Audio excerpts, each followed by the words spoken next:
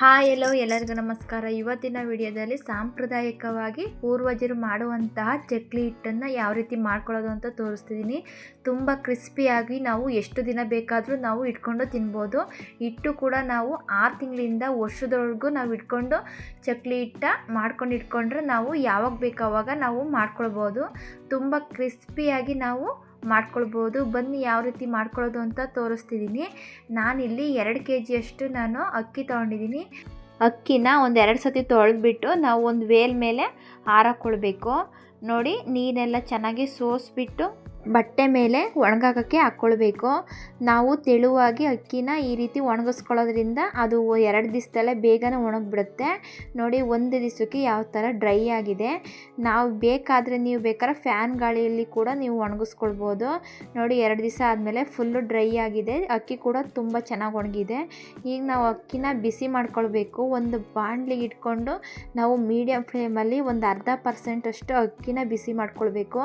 ಜಾಸ್ತಿ ಕೆಂಪಗೆ ಮಾಡ್ಕೊಳ್ಬಾರ್ದು. ನಾವು ಪ್ರೆಸ್ ಮಾಡಿರೋ ಅಕ್ಕಿ ಹಾಗೆ ಕಟ್ಟಾಗೋ ರೀತಿ ಇದ್ದರೆ ಸಾಕು. ಈಗ ಉಳಿದ ಅಕ್ಕಿನ ನಾನು ಬಾಂಡಿಗೆ ಹಾಕಿ ಹುರ್ಕೊಳ್ತಿದ್ದೀನಿ. ನಾನು ಅದಕ್ಕೆ 3/4 ಲೋಟದಷ್ಟು ನಾನು ಹುರ್ಗಡ್ಲೆ ಹಾಕ್ಕೊಳ್ತಿದ್ದೀನಿ. ಹುರ್ಗಡ್ಲೆ ಹಾಕೊಂಬಿಟ್ಟು ಈಗ ಅದನ್ನು ಕೂಡ ನಾನು ಅದರಲ್ಲೇ ಬಿಸಿ ಮಾಡ್ಕೊಳ್ತಿದ್ದೀನಿ. ಒಂದು 1/4 ಕಪ್ನಷ್ಟು ನಾನು ಕರಿಮೆಣಸನ್ನು ಹಾಕ್ಕೊಳ್ತಿದ್ದೀನಿ. ಈಗ ಖಾರಕ್ಕೆ ತಕ್ಕಂತೆ ನಾನು ಒಣಮೆಣ್ಸಿನ್ಕಾಯಿ ಹಾಕ್ಕೊಳ್ತಿದ್ದೀನಿ. ಮೆಣಸು ಮತ್ತು ಒಣಮೆಣ್ಸಿನ್ಕಾಯಿ ಹಾಕೋದ್ರಿಂದ ನಾವು ಹಿಟ್ಟು ಮಾಡಿಸ್ಕೊಂಡು ಇಟ್ಕೊಂಡ್ರೆ ಮತ್ತೆ ನಾವು ಚಕ್ಲಿ ಮಾಡಬೇಕಾದ್ರೆ ಖಾರ ಪುಡಿ ಹಾಕೋ ಅವಶ್ಯಕತೆ ಇರಲ್ಲ. ನಾನಿಲ್ಲಿ 2 ಟೇಬಲ್ ಸ್ಪೂನಷ್ಟು ನಾನು ಜೀರಿಗೆ ಹಾಕ್ಕೊಳ್ತಿದ್ದೀನಿ. ಜೀರಿಗೆ ಹಾಕಿ ಚೆನ್ನಾಗಿ ಮಿಕ್ಸ್ ಮಾಡಿಕೊಂಡು ಹಿಟ್ಟನ್ನು ಮಾಡಿಸ್ಕೊಬಂದಿದ್ದೀವಿ. ಹಿಟ್ಟು ರೆಡಿಯಾಗಿದೆ. ಚಕ್ಲಿ ಮಾಡೋದಕ್ಕೆ ನಾನು 1 kg ಹಿಟ್ಟು ತಗೊಂಡಿದ್ದೀನಿ. 1/2 ಲೋಟದಷ್ಟು ಉದ್ದಿನಬೇಳೆನ ನಾನು ಬೇಯಿಸ್ಕೊಂಡ್ಬಿಟ್ಟು ಹಾಕ್ಕೊಳ್ತಿದ್ದೀನಿ. ಉದ್ದಿನಬೇಳೆ ಎಲ್ಲ ಚೆನ್ನಾಗಿ ತೊಳೆದ್ಬಿಟ್ಟು ಕುಕ್ಕರಲ್ಲಿ ಒಂದು 5ರಿಂದ 6 ವಿಷಲ್ಲು ಹಾಕಿಸ್ಕೊಳ್ಬೇಕು. ಬೇಳೆ ಸ್ಮ್ಯಾಶ್ ಆಗೋ ರೀತಿ ನಾವು ಬೇಯಿಸ್ಕೊಳ್ಬೇಕು. ಬೇಳೆ ಎಲ್ಲರೂ ಬೆಂದಿಲ್ಲ ಅಂದರೆ ಈ ರೀತಿ ಒಂದು ಸತಿ ಮಿಕ್ಸಿ ಜಾರಲ್ಲಿ ಗ್ರೈಂಡ್ ಮಾಡಿಕೊಂಡ್ರೆ ಆಯಿತು. ಈಗ ತುಪ್ಪನ ಬಿಸಿ ಮಾಡ್ಕೊಳ್ಳೋಕ್ಕೆ ಇಟ್ಕೊಳ್ತಿದ್ದೀನಿ. ನಾನೊಂದು 4ರಿಂದ 5 ಟೇಬಲ್ ಸ್ಪೂನಷ್ಟು ತುಪ್ಪನ ಬಿಸಿ ಮಾಡ್ಕೊಳ್ಳೋಕ್ಕೆ ಇಟ್ಕೊಂಡಿದ್ದೀನಿ. ಚಕ್ಲಿ ಹಿಟ್ಟನ್ನ ಈಗ ನಾನು ಬಿಸಿ ಮಾಡ್ಕೊಳ್ಳೋಕ್ಕೋಸ್ಕರ ಒಂದು ಬಾಣಲಿ ಇಟ್ಕೊಂಡಿದ್ದೀನಿ. ಅದನ್ನು ಮಿಕ್ಸ್ ಮಾಡೋಕ್ಕೋಸ್ಕರ ನಾನು ಒಂದು ಸೈಡಲ್ಲಿ ನೀರು ಕೂಡ ಬಿಸಿ ಆಗೋಕ್ಕೆ ಇಟ್ಕೊಂಡಿದ್ದೀನಿ. ಈಗ ನಾವು ಹಿಟ್ಟನ್ನು ಲೈಟಾಗಿ ನಾವು ಅದನ್ನು ಬಿಸಿ ಮಾಡ್ಕೊಳ್ಬೇಕು. ನಾವು ಹುರ್ಕೊಳ್ಳೋಕೆ ಹೋಗಬಾರ್ದು. ಸ್ವಲ್ಪನೇ ಬೆಚ್ಚಗಾದರೆ ಸಾಕು. ಈಗ ಒಂದು ಪಾತ್ರೆಗೆ ಹಾಕ್ಕೊಳ್ತಿದ್ದೀನಿ. ಈಗ 1 ಟೇಬಲ್ ಸ್ಪೂನಷ್ಟು ನಾನು ಬಿಳಿ ಪುಟ್ಟೆಳ್ಳು ಹಾಕ್ಕೊಳ್ತಿದ್ದೀನಿ. 1 ಟೇಬಲ್ ಸ್ಪೂನಷ್ಟು ಜೀರಿಗೆ ಹಾಕ್ಕೊಳ್ತಿದ್ದೀನಿ. ರುಚಿಗೆ ತಕ್ಕಷ್ಟು ಉಪ್ಪು ಹಾಕ್ಕೊಳ್ಳೋಣ. ನಾನು 1/4 ಟೇಬಲ್ ಸ್ಪೂನಷ್ಟು ನಾನು ಉಪ್ಪು ಹಾಕ್ಕೊಂಡು ಮಿಕ್ಸ್ ಮಾಡ್ಕೊಳ್ತಿದ್ದೀನಿ. ಬೇಯಿಸ್ಕೊಂಡಿರುವ ಉದ್ದಿನಬೇಳೆ ಪೇಸ್ಟು ನಾನು ಹಾಕ್ಕೊಳ್ತಿದ್ದೀನಿ. ಉದ್ದಿನಬೇಳೆ ನಾವು ಬೇಯಿಸ್ಬಿಟ್ಟು ಹಾಕೋದ್ರಿಂದ ಟೇಸ್ಟು ತುಂಬ ಚೆನ್ನಾಗಿರುತ್ತೆ. ಈಗ ನಾವು ಪೇಸ್ಟ್ ಎಲ್ಲ ಹಾಕಿದ ಮೇಲೆ ಚೆನ್ನಾಗಿ ಒಂದು ಸತಿ ಮಿಕ್ಸ್ ಮಾಡ್ಕೊಳ್ಬೇಕು.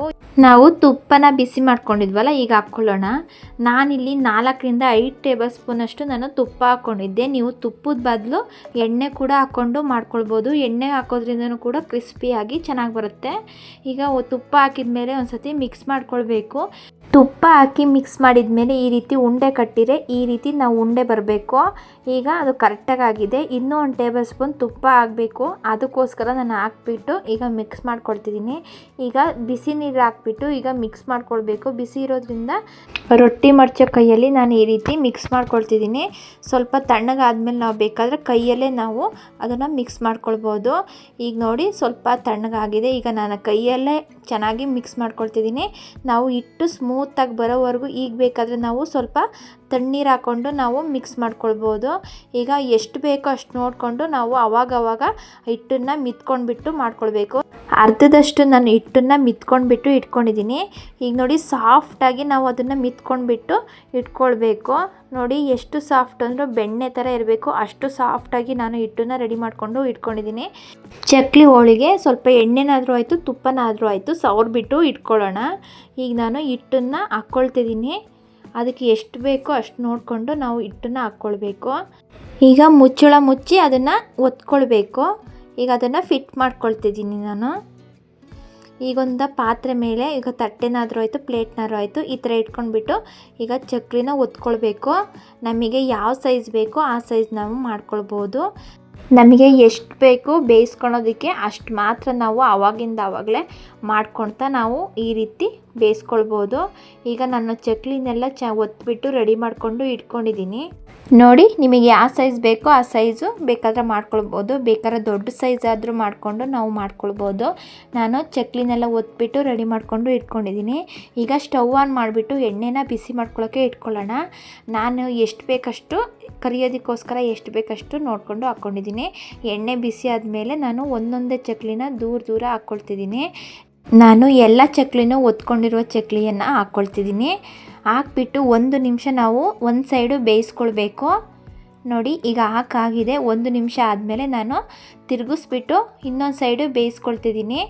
ನಾವು ಬೇಯ್ದಲೇ ಮಡ್ಚ್ಕೊಂಡು ಹಾಕ್ಕೊಳಕ್ಕೆ ಹೋಗಬಾರ್ದು, ಅದು ಬೇಗನೆ ಅದು ಕಟ್ಟಾಗಿಬಿಡುತ್ತೆ. ನಾವು ಬೆಂದ ಮೇಲೇ ಇನ್ನೊಂದು ಸೈಡು ನಾವು ಬೇಯಿಸ್ಕೊಳ್ಬೇಕು.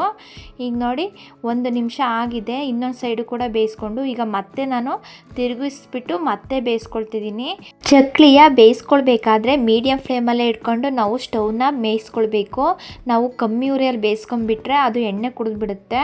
ಜಾಸ್ತಿ ಉರಿಯಲ್ಲಿ ಬೇಯಿಸ್ಕೊಂಡ್ಬಿಟ್ರೆ ಅದು ಒಳಗಡೆ ಬೇಯೋದಿಲ್ಲ, ಕ್ರಿಸ್ಪಿಯಾಗೂ ಬರೋದಿಲ್ಲ, ಮೇಲೆ ಬೇಗನೆ ಅದು ಬ್ರೌನ್ ಕಲರ್ ಆಗಿಬಿಡುತ್ತೆ.